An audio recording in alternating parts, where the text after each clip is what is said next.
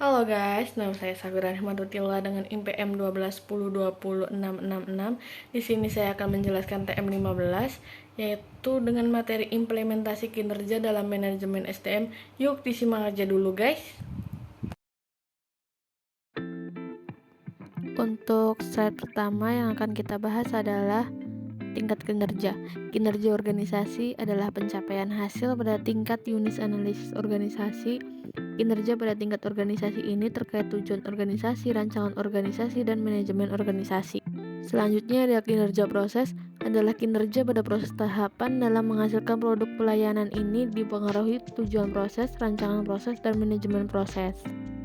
Yang terakhir, kinerja individu atau pekerjaan, yaitu pencapaian efektivitas pada tingkat pengawal atau pengerjaan ini dipengaruhi tujuan pekerjaan, rancangan pekerjaan, dan manajemen pekerjaan, serta karakteristik individu, menurut Ramer dan Reich tahun 1996. Selanjutnya ada materi garis besar kategori arti kinerja. Menurut Bernardin 2001 pada halaman 143, kinerja merupakan catatan hasil yang diproduksi, dihasilkan atas fungsi atau aktivitas selama periode waktu tertentu. Kinerja sebagai hasil bukan karakter, sifat, dan perilaku. Sedangkan menurut Richard 2003, kinerja sebagai hasil juga terkait dengan produktivitas dan efektivitas. Produktivitas merupakan hubungan antara jumlah barang dan jasa yang dihasilkan dengan jumlah tenaga kerja, modal, dan sumber daya yang digunakan dalam produksi itu.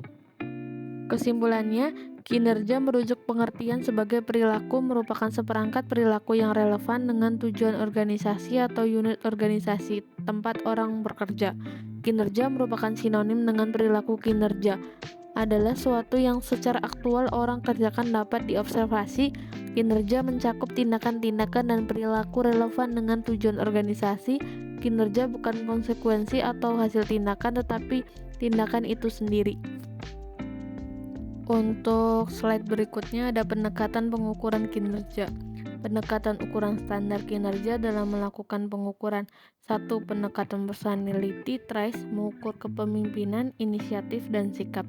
2. Pendekatan perilaku mengukur umpan balik, kemampuan presentasi, respon terhadap komplain pelanggan. 3. Pendekatan hasil mengukur kemampuan produksi, menyelesaikan produk sesuai jadwal, peningkatan produksi atau jualan. Menurut Darkwist dan kawan-kawan 1981, aspek pengukuran kinerja terdiri dari produktivitas, kualitas, ketepatan waktu, putaran waktu, penggunaan sumber daya, dan biaya. Jenis ukuran kinerja.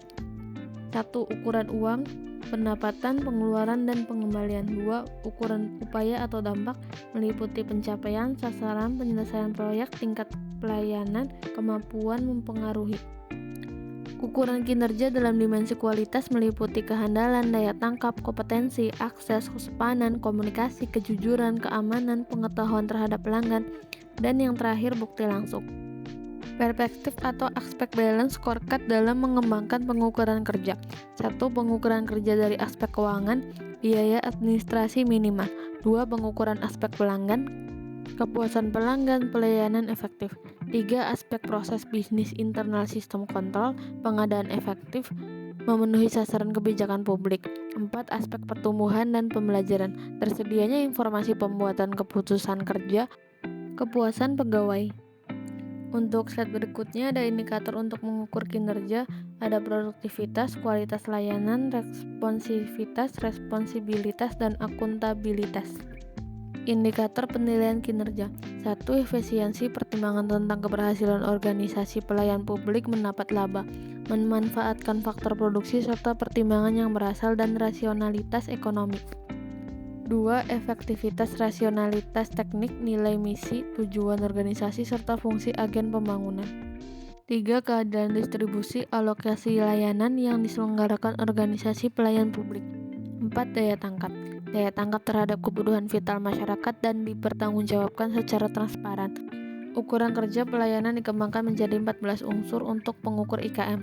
Produser pelayanan, persyaratan pelayanan, kejelasan petugas pelayanan, tanggung jawab petugas, kemampuan petugas, kecepatan pelayanan, keadilan mendapatkan pelayanan, kesopanan dan keramahan petugas, kewajaran biaya pelayanan, kedisiplinan petugas pelayanan, kapasitas biaya pelayanan, kepastian jadwal pelayanan, kenyamanan lingkungan, keamanan pelayanan. Indikator kinerja organisasi yang dijadikan pedoman menyusun laporan kinerja. 1. Masukkan segala sesuatu yang dibutuhkan agar pelaksanaan kegiatan dan program dapat berjalan. 2. Keluaran segala sesuatu berupa produk atau jasa sebagai hasil langsung dan pelaksanaan suatu program. 3.